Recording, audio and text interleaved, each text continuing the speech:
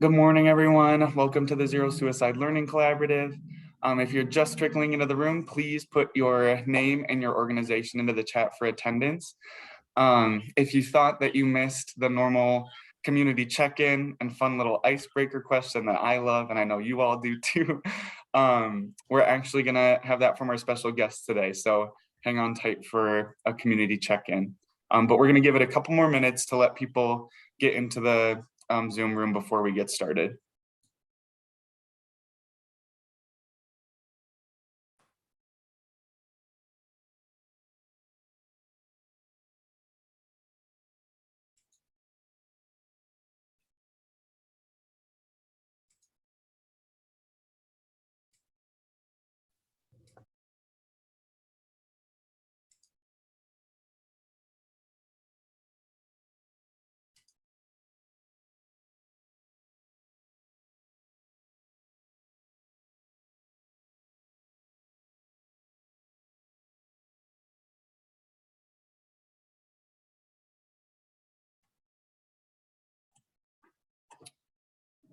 Good morning, it's so good to see you all. Thank you for being here. Happy Thursday, almost Friday. If you're just joining, please put your name, your organization into the chat. That's how we're gonna take attendance today, and we're just gonna give it 2 more minutes before we get started.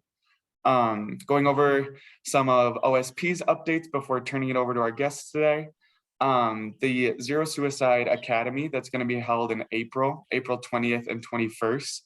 The application to attend that academy is due tomorrow. Depending on how many people have submitted it by that deadline, we might end up pushing that back, but as of now, it looks like tomorrow will be the deadline. So if you're interested in being a part of the academy, please get in the application by tomorrow. Again, the Zero Suicide Academy is a really helpful 2-day event. It's held virtually that walks people through every element of the framework and kind of educates on the evidence base behind it. Here's from folks who have implemented the framework in the past and is a really helpful launch for any implementation team looking to use this framework in their health system. So again, the application's due tomorrow for that. Also, we've had Zero Suicide office hours. We had our first one last week, Thursday. I apologize, some of you thought that that was the Learning Collaborative meeting, but that's a separate opportunity just to come in and connect about Zero Suicide. If it's a question you have, if it's just to say, hey, would love to see you there. The next one is next week from 12:30 to 2 on Thursday. If you're just coming in, please continue putting your name and your organization into the chat for attendance. And otherwise, I think we're gonna go ahead and get started. I'm going to turn it over to our guests from the National Latino Behavioral Health Association. That's Priscilla and Maxine. I'm going to stop sharing my screen if you guys wanna take over. I'm really excited to hear from you all today. Thank you so much for coming.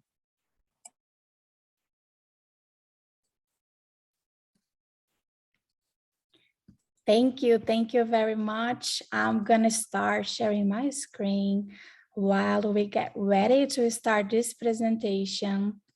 Let me just do it again because I did wrong. Here you go. So we are really happy to be here with you all today. My name is Priscilla Giamassi, and I am the project coordinator for the National Hispanic and Latino Prevention Technology Transfer Center. And this center is housed at the National Latino Behavioral Health Association. I am Brazilian and I moved to Georgia. That's where I'm living now since 2018. I moved here with my husband.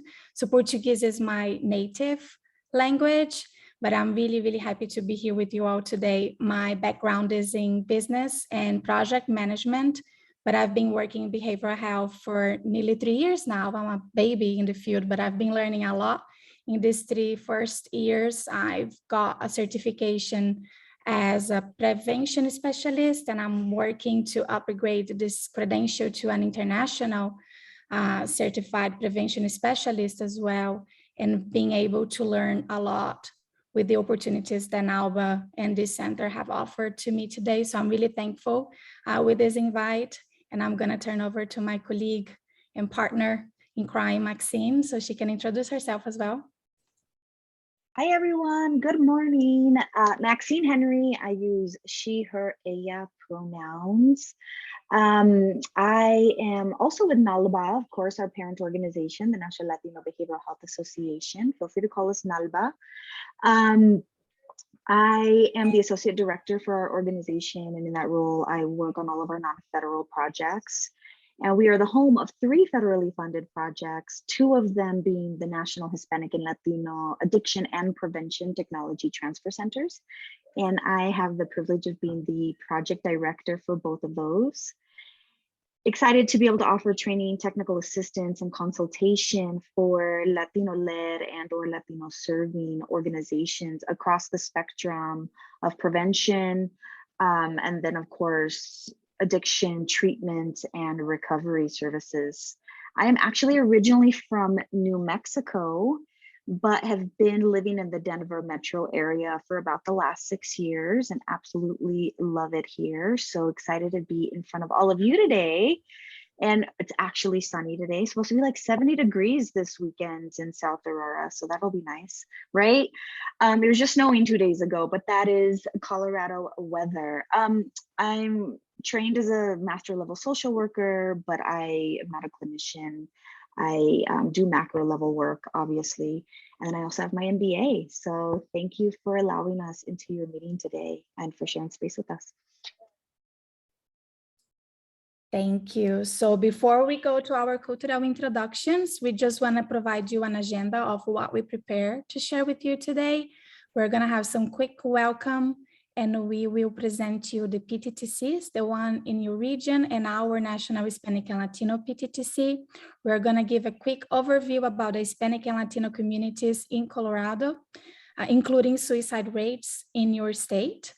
And we are going to talk a little bit about the survey that we developed with Conlin to collect information from you all so we can tailor and develop a training to meet your needs and to serve you in the best way that we can. And then if we have enough time, we will also have some space for questions and to share with you the next steps. But throughout the presentation, please feel free as well to raise your questions as we are presenting, and we're going to try to take them as we go to. I'm going to turn over to Maxine now. Thank you for that quick overview. So what we typically do, we would take a little bit more time. We would sometimes go into breakout sessions in our training events, or we would, if it's a smaller group that we're in front of, we would all do this together in one room out loud. But since we have a ton of us in here, when we're going to get a ton of really good information, we would like to ask you all to please answer in the chat. So typically when we do any type of work, especially in the behavioral health arena, right, what are we asked? Of course, I understand why Conlin needed your name and the agency and your facility for attendance, but we're typically asked in a professional setting, our name, our titles, the agency we work with. You know, we also introduced, of course, to let you all know what we do, what our educational background is. But we like to challenge folks to consider using cultural introductions. So if you could choose 1 or 2 of the following 3 options to introduce yourself in the chat with, we would absolutely appreciate it. So your 3 options are, and don't worry, you don't have to memorize these because I will also put them in the chat. Your 3 options are: introduce yourself by sharing a healing practice that you learned as a child that you still use today. So a way that a parent or an adult healed you as a child that you still use today. The number 2 option is your favorite cultural dish to cook, not to eat out at the restaurant, because I love Brazilian steakhouse, but Priscila's never made Brazilian steak for me. Or number 3, a dicho, or a saying, a proverb that you use or say often. So those are your 3 options.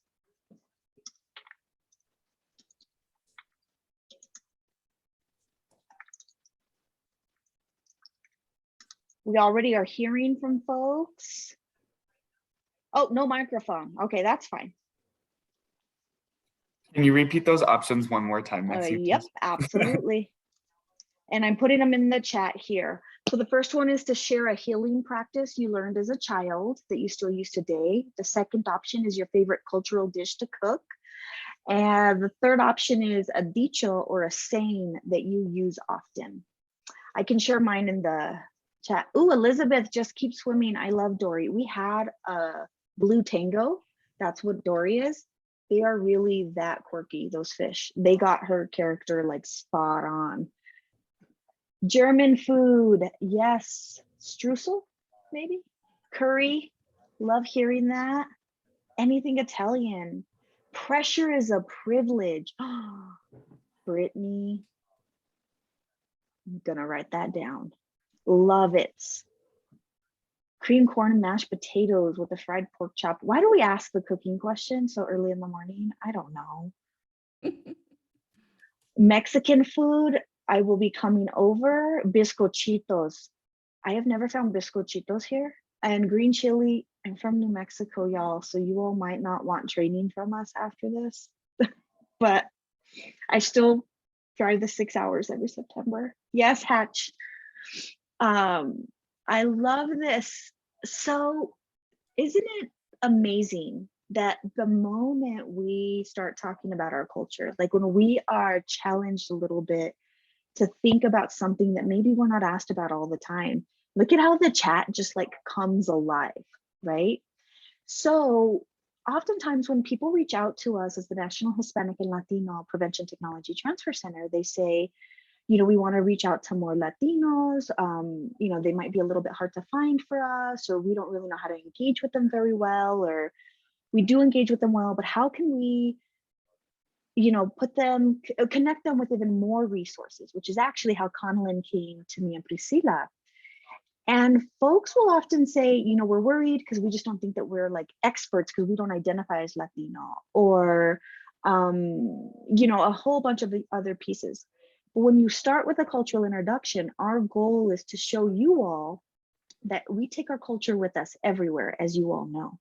And so if we can do this even in our practice, in our work setting, in our professional settings, in our families, with the students and the parents that we serve, we actually get curious and we stay curious by asking them questions. And so with all of you sharing this beautiful stuff, I actually love nachos. If you all ever go to Yard House, they have like the best chicken nachos. But you all are cultural experts as well. You're a cultural expert in your own experience. Even when you all come to the National Hispanic and Latino PTTC, you hear that me and Priscilla have very different heritages. We identify differently. I identify as Latina Chicana. She identifies as Brazilian. She tells the story all the time. She didn't identify as Latina until she moved to the US, because Latina is not a thing in Brazil. You're Brazilian, right? So just to get you all a little bit more comfortable, you know a lot more than you maybe give yourself credit for, and you're already doing amazing work. So thank you for sharing that with us. We promise you we will go through all of this and take a look at it. And we always take notes. And then when we do training with folks later on, we bring some of these pieces back up. So thank you for allowing us to do that, Conlon. And we stole your icebreaker right from under your feet and you didn't even know it. Vape, yep, Vaporub.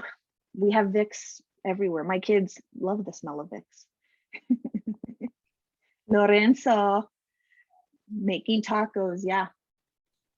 Lorenzo's our colleague. He works with us over at NLBHA. So excited to see you here, Lorenzo. All right, Priscilla, I hand it back over to you, my friend. Thank you so much. Thank you all for sharing. We love to hear about your cultural background, and we learn so much. Every time I am doing this exercise, I think about something else from my childhood. These days, I share that I have a pigeon growing up, and I shouldn't have shared because now everyone looks at me like, you had a pigeon and you treated your pigeon like a dog, because she actually had like the little thing and I walk her around. I blame my mom. I shouldn't be able to have a pigeon as a pet, but now it's the boring part, and I'm gonna try to make as digestible as possible. We just prepare a lot of information about our parent organization, our center, the resources that are available for you, and we wanna give you as much data to make sure you were going to feel comfortable in answering the survey that we prepared for you. And then we can continue with this collaboration and understanding how we can help you to serve your communities and leverage the work that you are doing already. So we just like to start saying that language matter. And we always think about people first, especially on the work that you guys are doing around suicide prevention. We know that there are some language that is very stigmatizing. So we've been learning about rephrasing and reframing things like she didn't commit suicide, she died by suicide and stuff like that. So we always like to share the language matter and we meet people where they are. I don't know if you're already familiar with, but we have 10 regional PTTCs, and this is the information about the PTTC in your region, Region 8.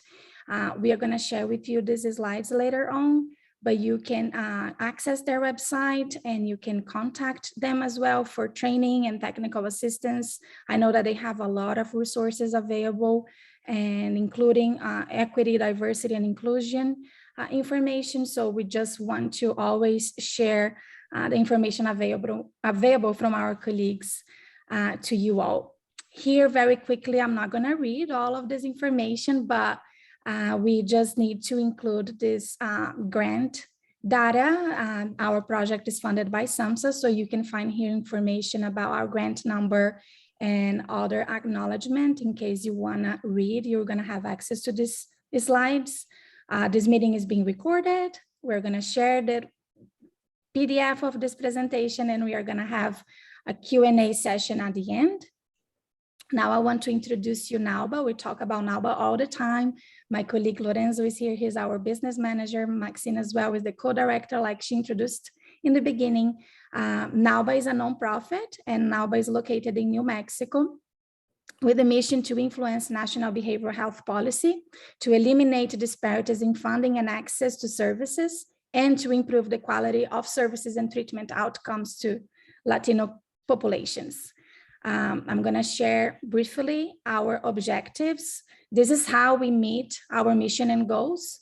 We work very closely with other sectors of the community, including behavioral health professionals, our board members, state or local agencies like yours, parents, youth, and these stakeholders help us to determine our policy priorities.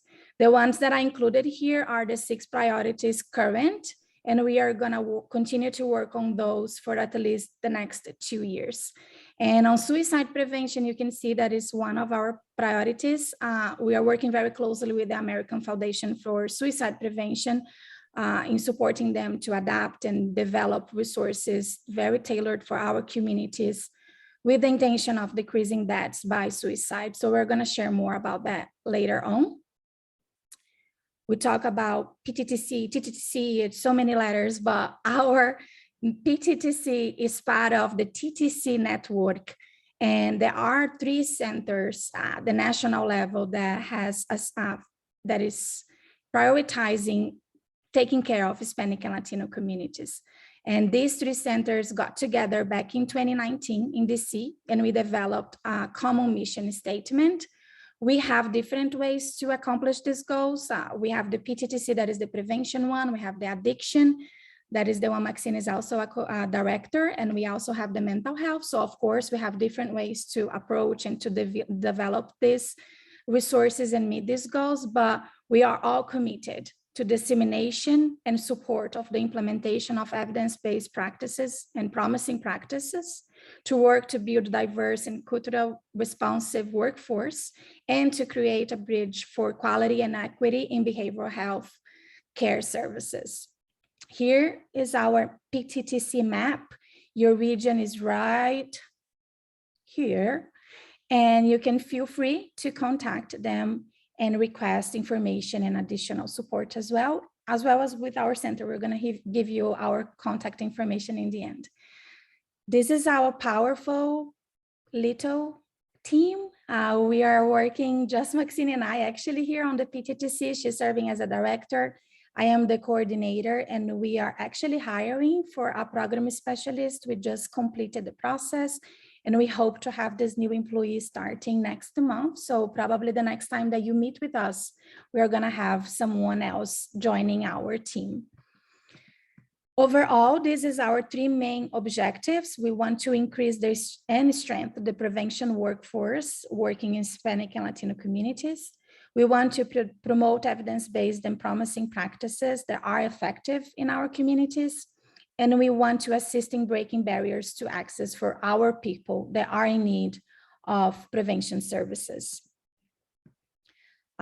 This is a menu of services that we developed as well in 2019.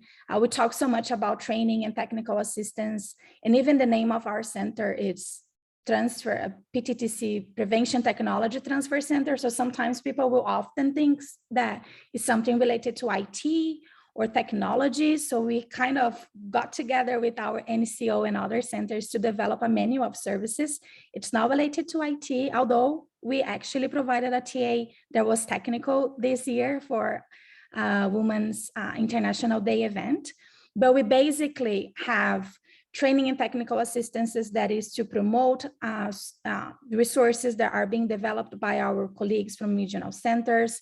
We give a lot of cultural competency and cultural humility trainings. We develop educational flyers, toolkits, webinars. So that is a lot of things that we have been doing over this last 3-4 years. And I'm highlighting some of the examples here. I don't know how many of you are familiar with, but that is a prevention certification that is actually provided by the ICRC, that is the International Certification and Reciprocity Consortium.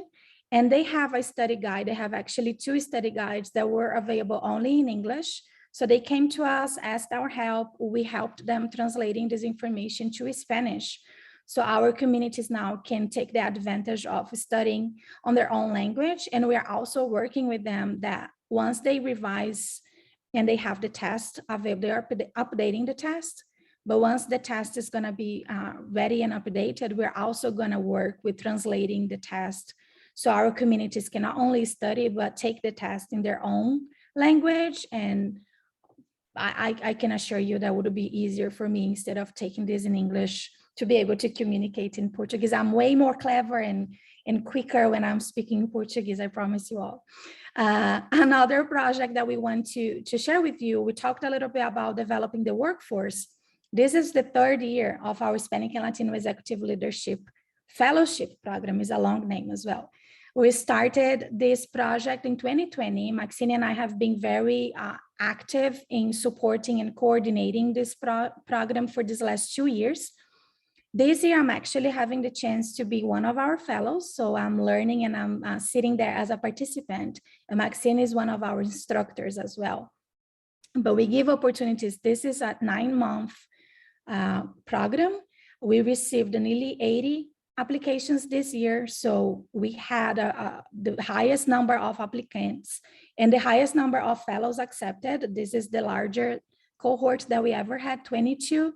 And it's very diverse. We have a really good balance between female and male. We have one person that identifies as a gender fluid, so non-binary. So we were really happy to have a very diverse classroom, and we are really excited to continue to give these opportunities, because it's not just the learning, but the networking opportunity that they have to be in front of leaders that are Latinos, and they can share experiences.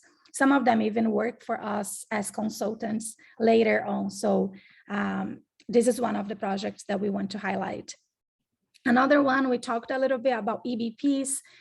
We had this request from SAMHSA. We even wrote on our grant that we're going to review 5 EBPs that are supposed to be or claim to be effective for the Hispanic and Latino communities. But when we start doing this project, it grown to something even bigger and more beautiful. Our EBP subcommittee, they actually revised nearly 200 registries, and they came up with this e-compendium of evidence-based programs. And they came up with a guide as well, because it's so big and so extensive. So we just want to give people even more information on how to access this compendium. So we're going to share with you later on. You can join our Juntos Network subscribe to learn and to be updated about our upcoming programs and projects and resources. But once you subscribe, you're going to receive a welcome email. And on this email, you're going to have some of our projects, including the EBP. That's how you can access the link, because that's how our executive director asked us to provide this information. But you're going to see even how effective is, how many Latinos actually participated on that sample. So we are, and this is actually we just released on August last year, but is already in a process of being refreshed, because there are other EBPs that people already asked us to review and to include as well. So we definitely invite you to take a look on that. Another resource that we want to share with you is that, especially on the beginning of the pandemic, we couldn't be in person with our communities, and we knew that there were information that was needed to be shared with them.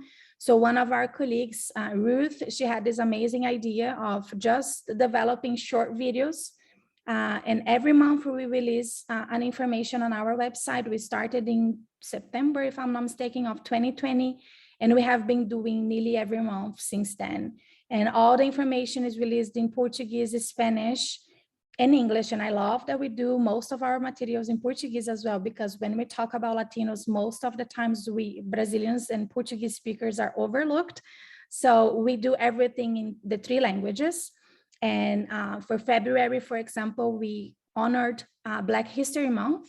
So we invited 3 colleagues that identify as Afro-Latinos, and they shared their experience, and it was beautiful. In March now, we just released 3 videos as well on problem gambling. So we are giving information on how problem gambling look like in our Hispanic and Latino communities, and how can we have healthier ways to gamble without compromising our health.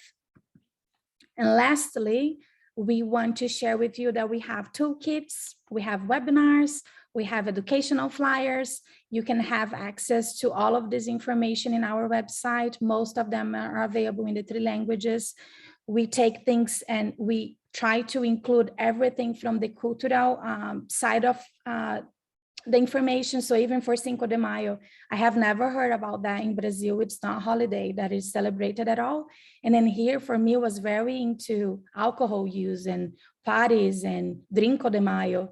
So I went and I did a research about it. And I'm like, I think we should talk about this. So why is this became such a holiday so like linked to alcohol when it shouldn't? So things like that, we see that that is a gap or that is a miscommunication, and we want to make sure that the community will have access to a clear and trustable data in the 3 languages. Thinking about resources on suicide, these are the ones, the first 3 ones are the ones that are upcoming that we're actually working on. We're working in collaboration with our colleagues from the Central East PTTC. This is going to be a 4-part series, and it's going to be very conversational, very kind of informal, and it's going to be specific for parents, youth, not only professionals. So if parents want to learn how to be able to talk with their kids about suicide prevention, about overdose prevention, and specifically about BIPOC youth and families. So this is coming. We are planning to have this completed, this released in August. It's gonna be for a 4-part series in English. So as soon as we have more information, we will share with you all. We're also working in collaboration with the developers of the Counseling on Access to Lethal Means training, the CALM training, to review, do a cultural review, adaptation, and then later on the translation of this material. So the training will be available in Spanish as well. And we are developing another educational flyer on suicide prevention later on this month. I put together a list of resources that we have developed already from 2019 to now, and I'm gonna share with you all. So we have some of these short videos that I just mentioned to you. We have 2 sets. So 6 videos in total around suicide prevention. We have completed some webinars that have been translated to Spanish and Portuguese, so you can access the information as well. And I think something else, but I'm gonna share a list, a PDF with the list and the hyperlink so you can access and share with your communities. I think that's all. Before I hand over to Maxine, I just want to see if anyone have any questions. I think I spoke too fast, and I tried to do my part a little less boring because I know that was a lot of information.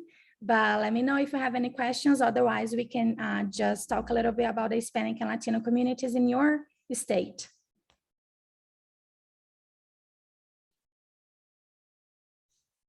Thank you. I was just waiting a second to see if anyone was going to raise their hand or ask questions. Super excited to see how the calm turns out. Yeah, us too. We're really excited about that. Can you back up one more slide? I just want to apologize to everyone, especially my partner here, Priscilla. I had to be in 2 places at once, so I missed pretty much her entire portion of the presentation. So there was one piece that she wouldn't have presented on here anyway, is in my role as the associate director for NALBA, we actually entered in about a little over a year ago into an MOU with the American Foundation on Suicide Prevention. And it was just really to amplify each other's work, to cross-disseminate each other's work. And one of the first things that they asked us to do was a review of a recently translated curricula that they have, the Talk Saves Lives curriculum. Some of you all might actually be familiar with that. And so we asked for permission to actually take it a little step further, and we did a cultural review on top of a review of the actual translation. It was a beautiful translation. We were super excited to see that we only actually asked them, I think, to consider using 3 different words than they used in the translation. It was that strong. But we made quite a few recommendations around the cultural adaptation. And as an agency, they could have definitely been like, yeah, we'll think about it, let us know.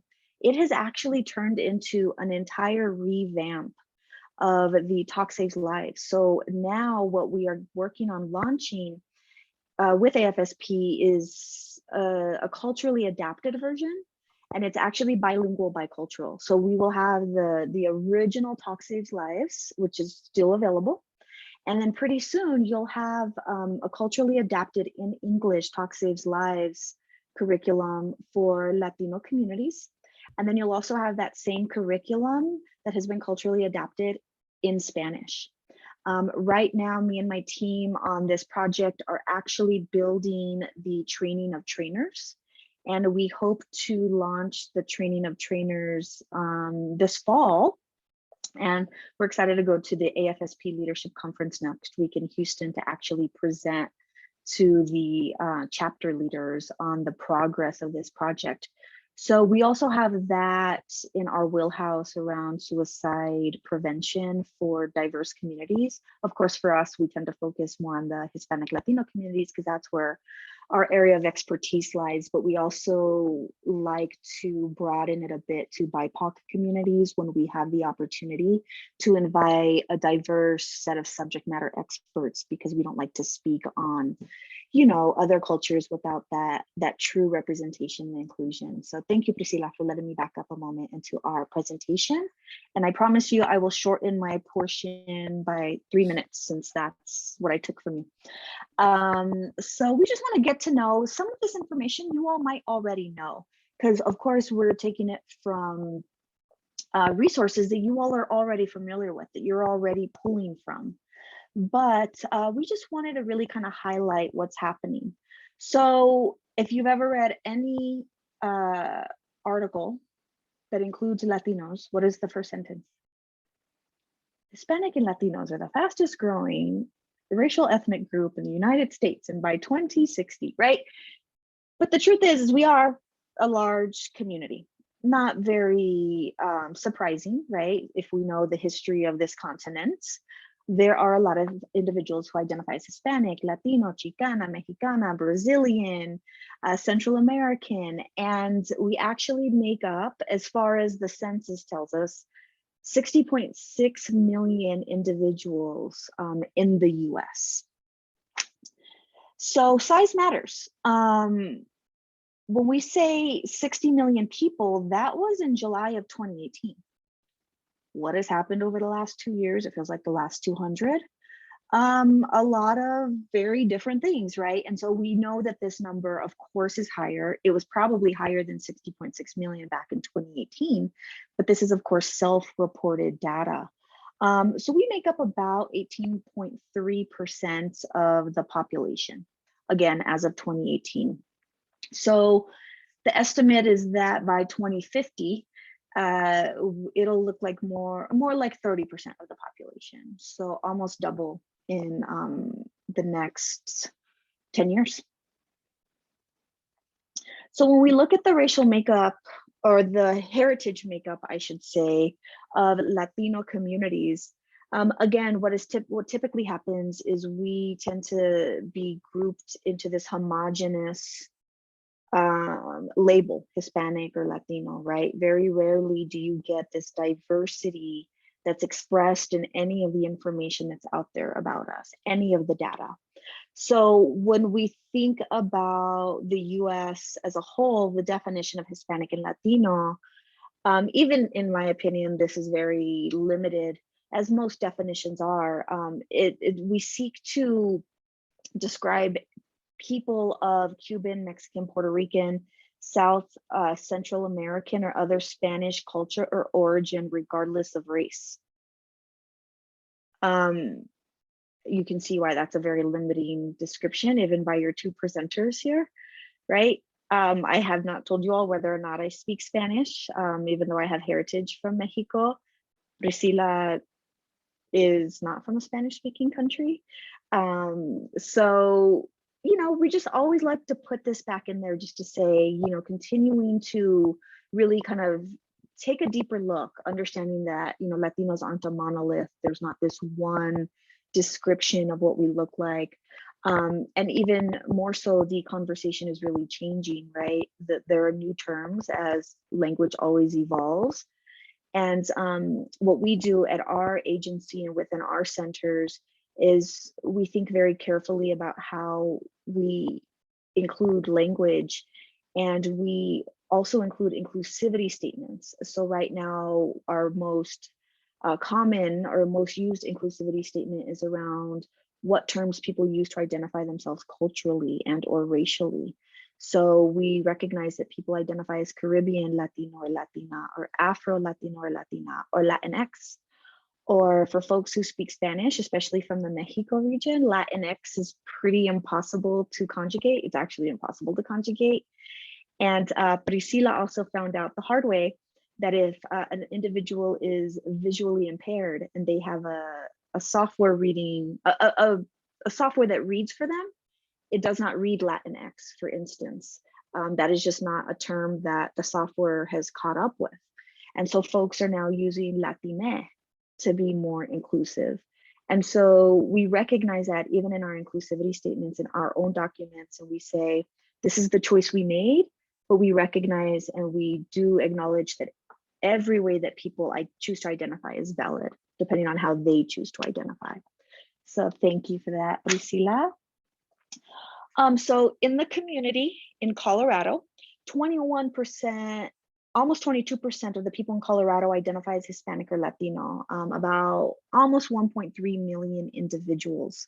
Spanish is actually the most common foreign language spoken in Colorado. And this is always a very interesting data point, right? Because, oh, Erin's surprised by that percentage. Does this feel low to you or high to you? It seems low. That's what I would think too, Erin. And that really maybe depends on like the community we actually live and work in, right? Where I live, it seems like a very high number. I live in a pretty diverse community. I'm here in South Aurora, but in some of the other communities that I have friends in, that I visit, it feels very low. But when we speak about foreign languages, especially in a place like Colorado, we have to really think about what the definition of a foreign language is. Is it foreign to English speakers, or is it foreign to quote unquote this country, right? Because we have a very strong indigenous community here, whether they identify as— Good. Question is hard. Oh, sorry. what we think of as an indigenous language, so always just kind of take a deeper look. We didn't find any information about whether or not that includes indigenous languages to this continent, right? But Spanish is the most common foreign language, even if it does include indigenous languages. The state is becoming more racially diverse. Back in 2010, 80% of the individuals that filled out the census identified as white or Caucasian, and 10 years later, that number fell by 9%. And our Latino population has grown almost by a full percentage point. When you think about percentages, that doesn't look like a lot, but when you think about over 200,000 individuals, that number is a little bit more impactful.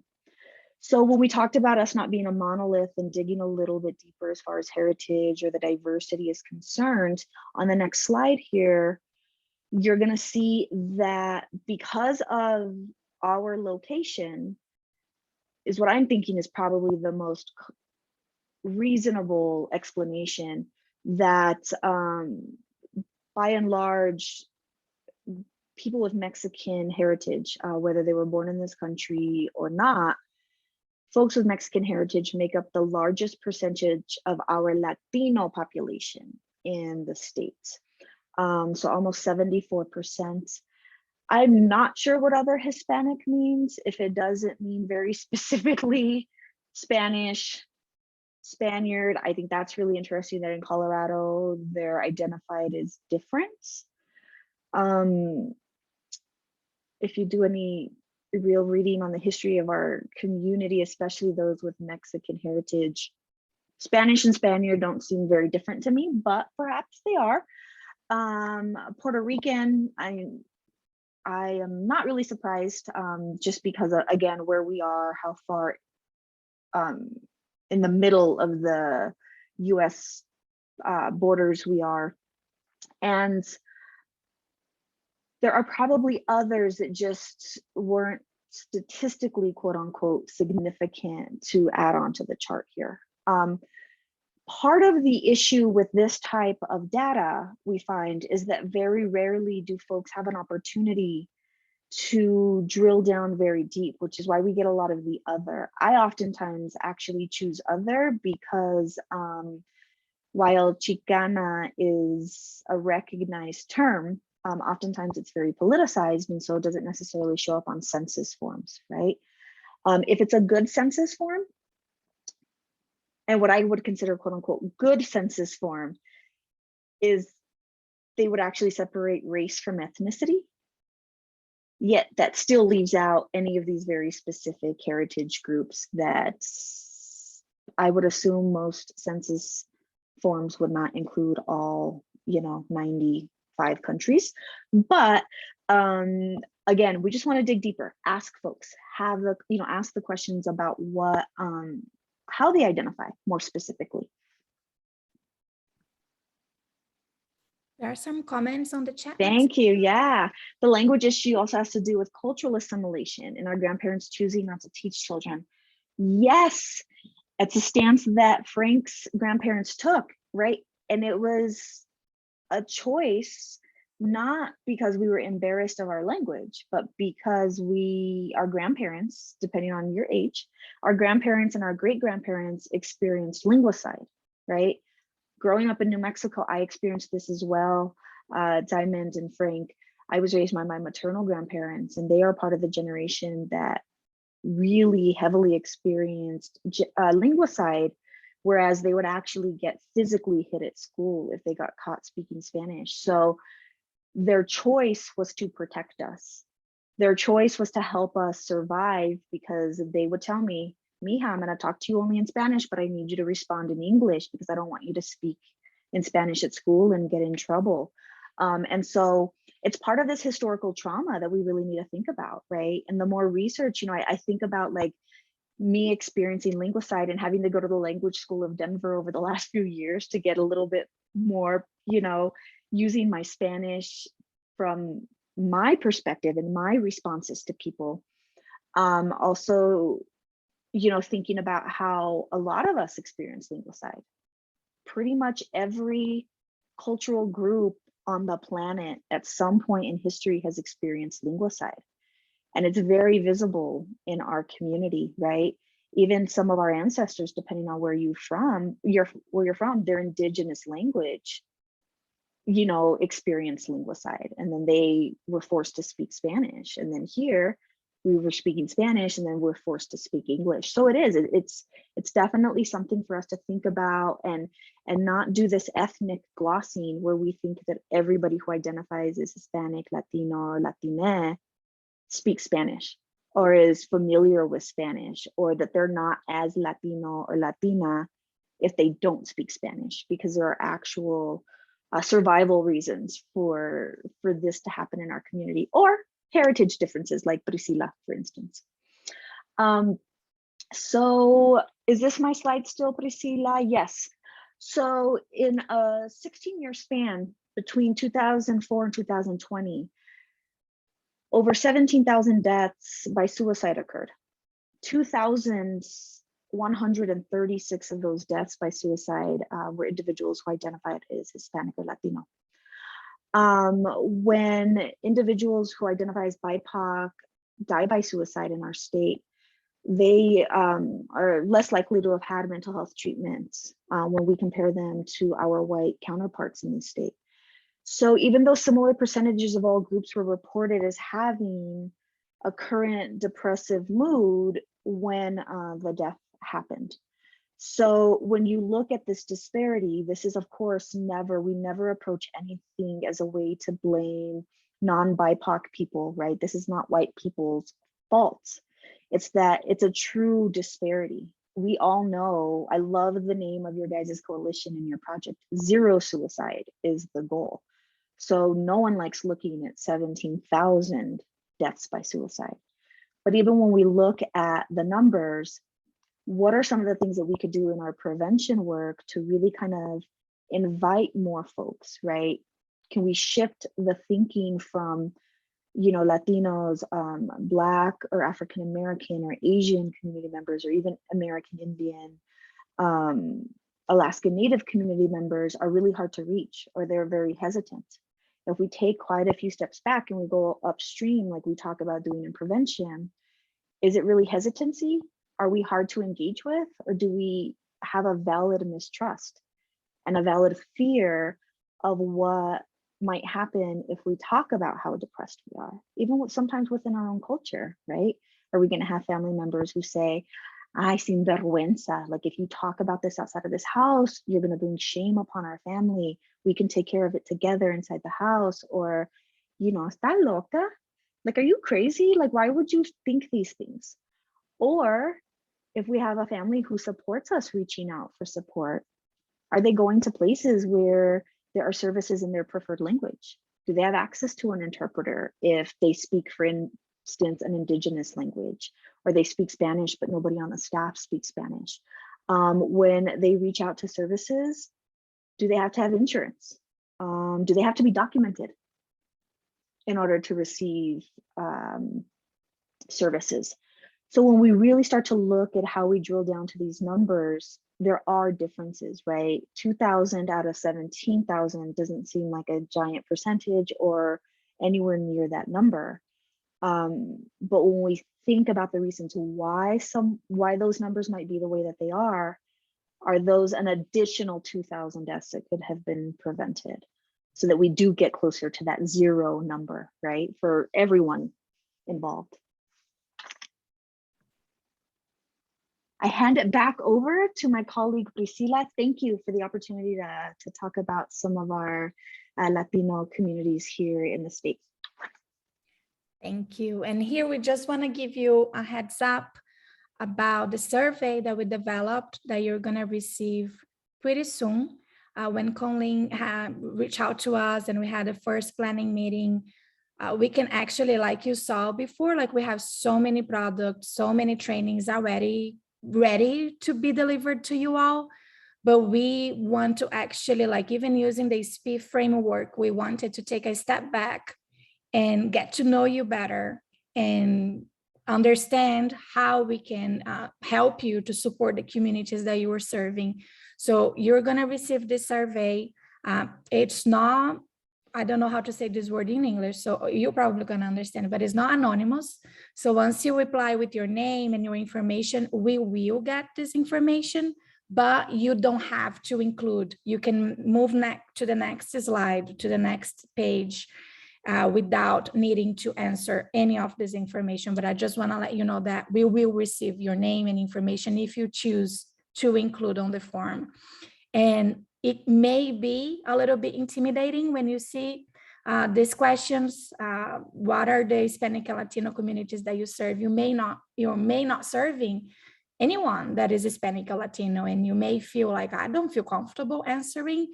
But trust me, like Maxine just mentioned, I've learned that I'm Latina 4 years ago when I moved to here. So we don't know everything. We are still learning as well. So feel free to answer in a very honest way, because if you let us know that you don't know, that's when we can improve your knowledge and we can help you. So together we can move the needle. And the goal is to reduce deaths by suicide. The goal is to provide you information that you will be helpful for your community. So it's a very short survey. There are questions that you actually need to answer, like typing your answer. There are others that are with alternatives. So feel free to, I don't have a lot of knowledge in the Hispanic community populations in my community. I'm very inexperienced. You can say that. Our goal is that once we tailor the training and we deliver the next session with one of our subject matter experts, our hope is that from very inexperienced, you're gonna say, wow, I learned a lot. Now I feel that I'm very experienced on this topic, which is gonna be good for you, for your communities, and for us. When we look back and we provide SAMHSA our annual report and we say, this is how much knowledge they believe that they gain from our training, from this technical assistance, we are gonna be able to also share with them how much we were able to move the needle with you all. And then next, Maxine hates that I do this back and forth, but it's with her again. Back to you. I only because she's a much better presenter than she gives herself credit for. So platicamos, let's talk. I know that we only have about 6 minutes, so we apologize for that, but we also like to, just spend time with you all and let you all get to know us, because we want you all to know that we're not, we really like to walk our talk. We'd never like to come into community and say, this is what you have to learn, this is what you're doing wrong, and we're going to tell you. So instead, we kind of take this meet and greet as like you all interviewing us. Like, tell us that we can trust you and that what you're going to bring to our state is what we want and what we deserve and what we need. So anything specific that you all are looking for as far as training, or questions that you have that you would like to see brought up in training, or any of those pieces?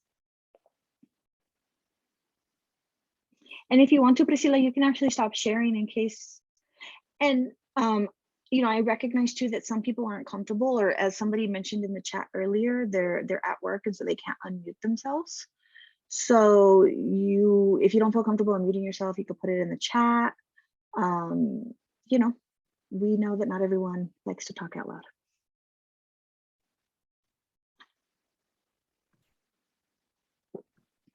Hi, oh, Nicole I love here. That. Yeah. Thank you for the presentation. It's very informative. We're in El Paso County, and one of the Colorado National Collaboratives, one of the 6 counties that work on suicide prevention. And of course, our work is based on CDC recommendations for suicide prevention pillars that are evidence-based. And we're really working with the Office of Suicide Prevention to address equity issues. So besides having bilingual staff, some of our innate prevention pillars, I'll take postvention, for example, is very one type of culture you know, like talk to a therapist, use that traditional medical model.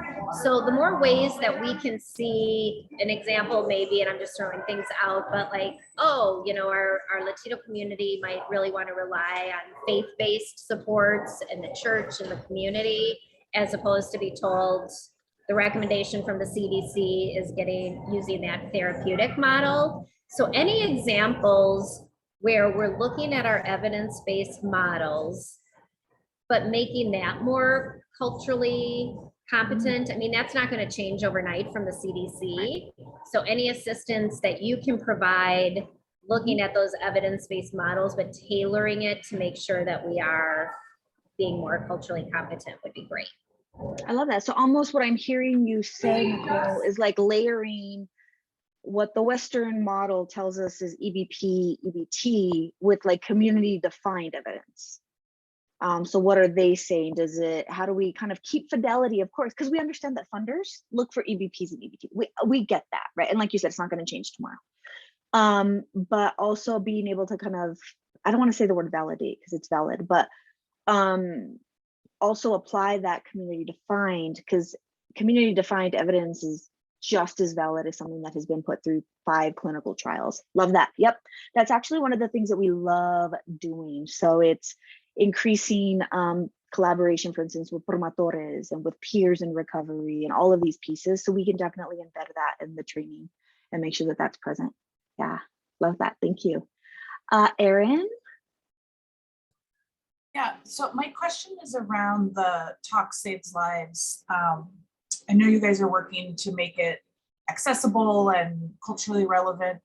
One of the things that I have found with Talk Saves Lives is that it's difficult to get people who aren't volunteers with AFSP trained to deliver this training. And I'm curious if there's been any conversation around how to make that more accessible as you guys move forward. Because I think where I am, from my perspective, there's not a whole lot of volunteers that I know that are going to be able to deliver this training here locally. And I just want to know if there's talk about breaking down those barriers. Actually, yeah, that's one of the pieces in this cultural adaptation was we even asked, something that we do a lot is Talk Saves Lives, I think, is an hour-long presentation. And we were like, we need at least 90 minutes, but 2 hours would be preferable because you get folks talking about suicide prevention and then 60 minutes pass by and you're like, all right, have a wonderful life. See you later.